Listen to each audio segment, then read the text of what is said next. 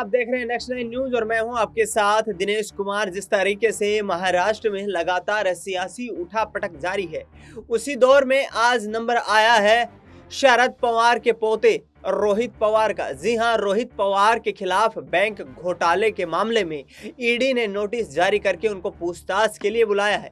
ED उनसे पूछताछ करना चाहती है और ऐसे में अब आने वाले वक्त में रोहित पवार की मुश्किलें लगातार बढ़ती हुई नजर आ सकती हैं, क्योंकि जिस तरीके से शरद पवार इंडिया गठबंधन में शामिल है, ऐसे में रोहित पवार जो कि उनकी पार्टी से ही विधायक हैं, उनके लिए अब ईडी का शिकंजा कसना तेज हो गया है। जिस तरीके से रोहित पवार पिछले कुछ वक्त से राजनीति में सक्रिय भूमिका में जो नजर आ रहे हैं, दूसरी तरफ देखा जाए तो उनके चाचा जो है अजीत पवार जो है सरकार में शामिल हो चुके हैं और ऐसे में अजीत पवार के खिलाफ जितने भी ईडी के मामले चल रहे थे उन पर अभी रोक लगी हुई है, क्योंकि जिस तरीके से पिछले साल जुलाई के महीने में अजीत पवार ने अपने 8 बागी साथी विधायकों के साथ सरकार में शामिल होने का फैसला किया था, उसके बाद से ईडी की कार्यवाही से वे बचे हुए हैं। लेकिन दूसरी तरफ सुप्रिया सुले जो कि शरद पवार की बेटी है, उनकी तरफ से कटाक्ष किया जा रहा है। जी हां, जिस तरीके से रोहित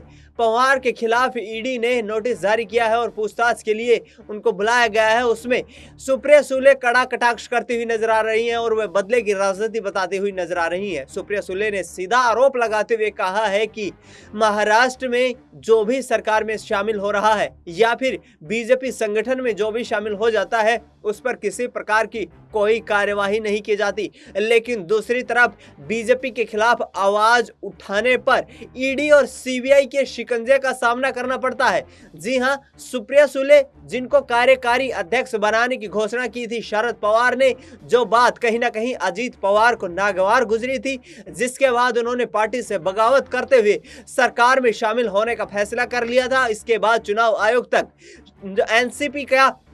दावेदारी पेश करने के लिए एक बड़ा उन्होंने जो चुनावी खेल खेला था और उसमें शरद पवार और अजीत पवार के बीच अभी टक्कर चल रही है। जिस तरीके से शरद पवार तमाम जो राजनीतिक कार्यक्रमों में अब प्रधानमंत्री नरेंद्र मोदी पर सीधा हमला बोलते हुए नजर आ रहे हैं, तो ऐसे में क्या आने वाले वक्त में अब शरद पवार पर भी शिकंजा कसा हुआ नजर आएगा, क्योंकि जिस तरीके से रोहित पवार पर जो शिकंजा अब कसा गया है, ईडी की तरफ से उनको नोटिस भेजा गया है, उसने शरद पवार की टेंशन को काफी बढ़ा दिया है। फिलहाल इस खबर में इतना ही। देश दुनिया की तमाम बड़ी खबरों के लिए आप देखते रहिए नेक्स्ट 9 न्यूज।